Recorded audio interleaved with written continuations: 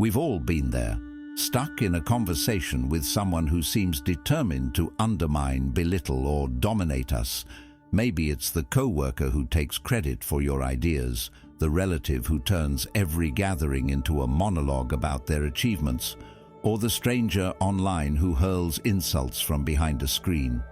In moments like these, it's easy to feel trapped, as though their behavior has hijacked your peace of mind. But the Stoics, those ancient philosophers who navigated political backstabbing, betrayal, and daily chaos in Rome, would tell you that dealing with difficult people is simpler than you think.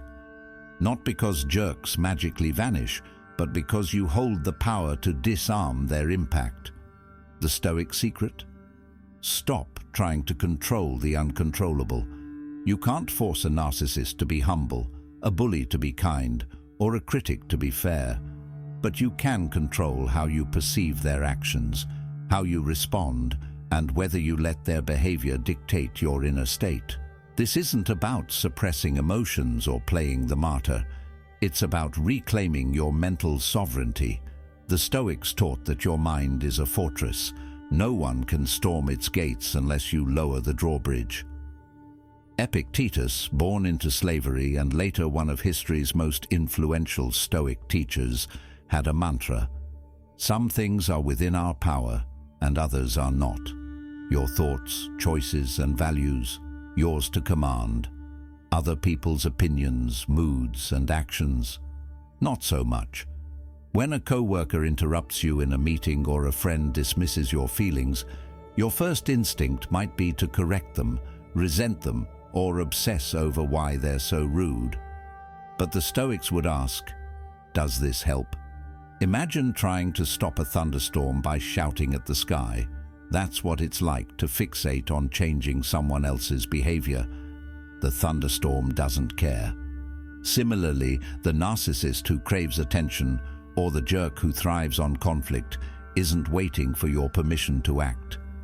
They're operating from their own tangled web of habits, fears, and misguided beliefs. The Stoics realized that tying your peace of mind to their choices is like handing them the keys to your mental kingdom. Here's the shift. Stop seeing difficult people as obstacles to your happiness. See them as weather patterns, unpredictable, sometimes stormy, but ultimately passing. You don't rage against the wind, you adjust your sails. When someone acts poorly, acknowledge it. That's their storm, not mine. Then refocus on what is yours, your response. Marcus Aurelius, the philosopher-emperor who ruled Rome during plagues, wars, and court intrigues, began each day with a simple ritual. He'd remind himself, today I shall meet interference, ingratitude, insolence, disloyalty, ill will, and selfishness. This wasn't pessimism. It was inoculation. By expecting difficult behavior, he stripped it of its power to surprise or derail him. We often get rattled by jerks because we assume the world should be fair or people should be kind. But should is a trap. The Stoics replaced it with is. People are flawed. Life is messy. When you accept this up front, you're no longer blindsided by the office gossip or the neighbor who mocks your choices. You've already rehearsed how to stay calm. Marcus Aurelius also humanized his adversaries. He wrote that difficult people act poorly because they're ignorant of what is good and evil. This doesn't excuse their behavior, but it softens our judgment. A narcissist who brags non-stop might be masking deep insecurity. A bully who belittles others might be projecting their own shame. Understanding this doesn't mean tolerating abuse. It means refusing to let their dysfunction become your dysfunction. Seneca, the Stoic statesman and playwright, called anger a brief madness. When someone provokes us, our instinct is to fire back, defend our pride, or teach them a lesson. But the Stoics saw anger as a double defeat. First, the jerk disrupts your peace. Then, by reacting, you disrupt it further. Imagine a toddler throwing a tantrum. You wouldn't scream back. You'd stay calm and set boundaries. The same applies to grown-up jerks. Their words only have power if you grant it. Seneca advised treating insults like stones thrown at a fortress. They clatter against the walls but don't breach them. If someone calls you lazy or incompetent, you might feel a sting. But that sting fades the moment you refuse to internalize their narrative.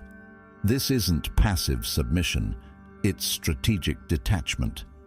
Suppose a coworker takes credit for your work. Reacting with fury might escalate the conflict or paint you as volatile. Instead, you could say calmly, "I noticed you presented my ideas as your own. Let's clarify roles moving forward. No insults, no drama, just a boundary." The Stoics believed that calm reason disarms hostility better than any counterattack. Stoicism is often misread as passive endurance. In reality, the Stoics championed clear boundaries. If someone splashes you with water, blame not them, but the part of you that's wet, they'd say. In other words, if you keep getting drenched, maybe stop standing by the pool. If a narcissistic friend only talks about themselves, you have options. Politely redirect the conversation. "That's interesting. What do you think about?" Limit time with them or walk away. The key is to act from reason, not resentment. You're not punishing them, you're protecting your peace. Marcus Aurelius modeled this with political rivals. He didn't waste energy hating them. He focused on governing well and let their pettiness speak for itself. Similarly, if a family member constantly criticizes you, you might say, "I value our relationship, but I won't discuss this topic further." If they persist, you leave the room. No grand speech, no guilt, just quiet resolve. Stoic empathy isn't about excusing bad behavior. It's about recognizing that difficult people are often trapped in their own suffering. Epictetus wrote, "When someone behaves badly, ask yourself, what do they think is good here?"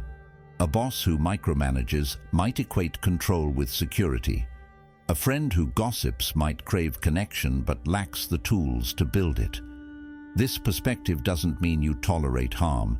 It means you stop taking their behavior personally. Their actions reflect their struggles, not your worth.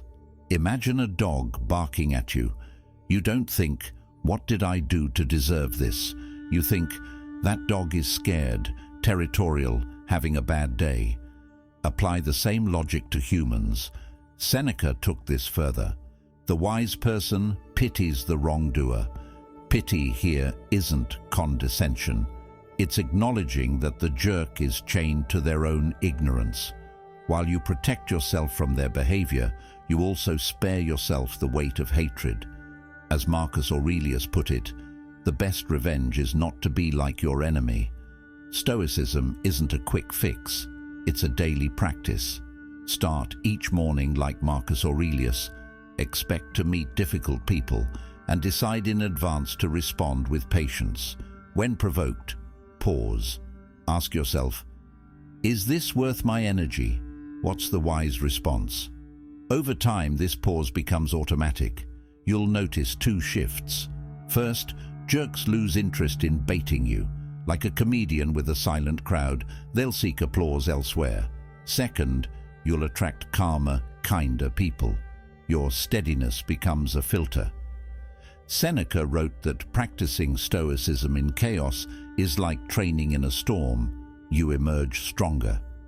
Every encounter with a difficult person becomes a drill in emotional resilience. Eventually, you'll catch yourself thinking, "A year ago, this would have ruined my day. Now it's just noise."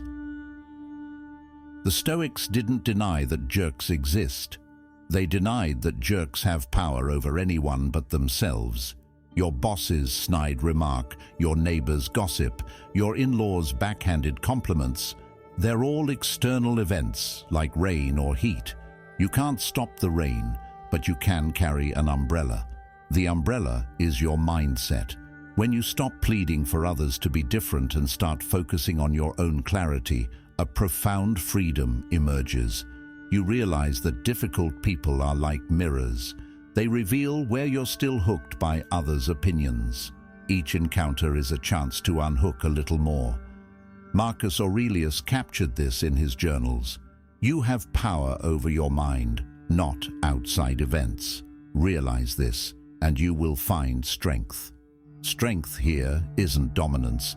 It's the quiet confidence of knowing that no one can make you feel small without your consent. So the next time a narcissist monologues or a jerk tries to provoke you, smile inwardly. They're giving you a gift, a chance to practice the Stoic art of unshakable calm. And with each practice, you'll find what the ancients promised, a life where external chaos can't touch the stillness within.